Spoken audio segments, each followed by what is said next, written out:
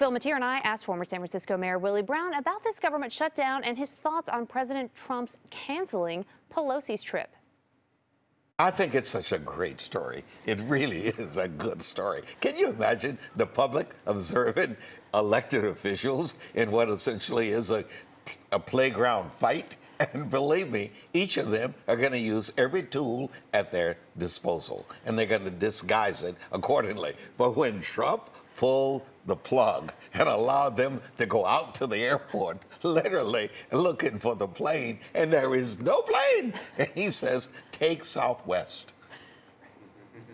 Well, you know, it's interesting. What started out as a fight maybe over a wall has turned into a fight over power ultimately. And so this is all these moves are being made. And so what we have are Democrats who are saying if we let him shut down the government to get what he wants, he'll keep doing that over and over. We got to teach him right away that this is not the way to conduct business. And so that ends up entrenched. And then we have all these antics on top of it. Well, but the problem with all of that is invariably the harm is on the least powerful person in the group. And that's the air traffic controller, that's the park attendants, that's somebody working to say whether or not the quake was 3.1 or 3.2. Those are the people that can't pay their bills. They are the ones that are being harmed. And believe me, from Trump's standpoint, they don't vote for him. He couldn't care less. Well, you know, Democrats, too, say that they really care about getting these folks back to work, but have also, you know, really dug in and said we will not discuss or even think about a wall until the government is open. That's a pretty strict position, and apparently, at least right now, that means more than getting folks back to work for the Democrats, whereas the wall means more than getting folks back to work for the president. And who wins the skunk match? The skunk. And in this case, eventually, when you're in a contest with the skunk, you usually smell like the skunk at the end of the contest. You know, it doesn't surprise me that the mayor kind of gets a chuckle out of the president sort of wielding his power and authority sort of like a cudgel. But my question is, with mounting pressure on both sides, who blinks first?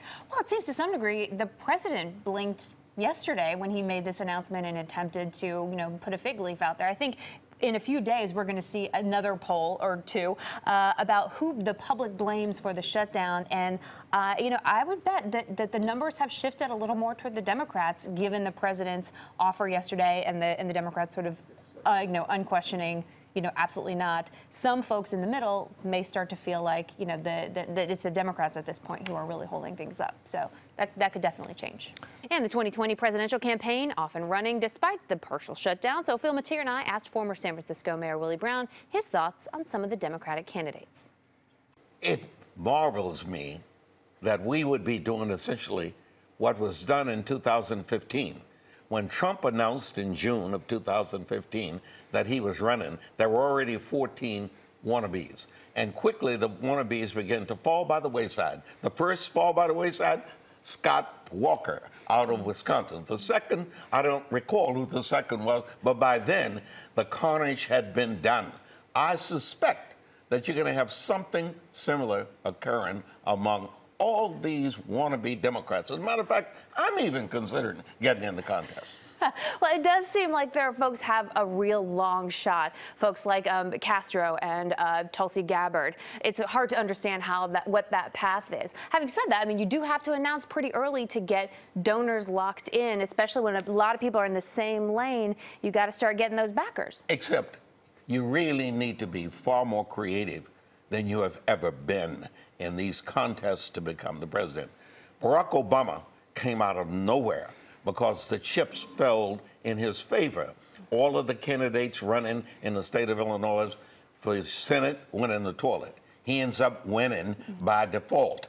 And then he does this great speech, you know, like there's no Black America, no white America, no red America. It's the United States of America. And suddenly, he is everybody's flavor. Let's bring it to the forefront.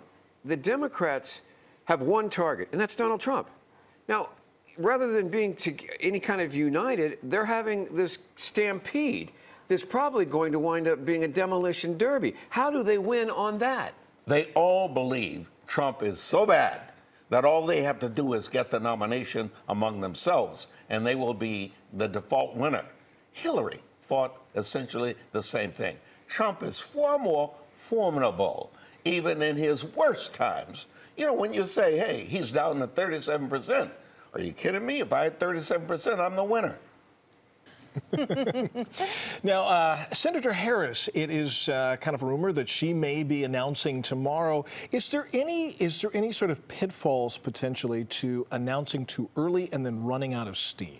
I mean, that's absolutely can be the case. And we saw that, I think, happening in 2016, even as the mayor said, with regard to what happened with Republicans. You had people like Scott Walker who entered, exactly, who entered to great fanfare and a lot of hope for a lot of people, and then ended up sort of flaming out once the debates began. So, again, with a lot of these folks, this being very similar on so many policy issues, there's definitely a chance of oversaturation and of sort of peaking too early in the cycle. So it's a difficult thing. Fundraising, peaking too early, they got to balance that.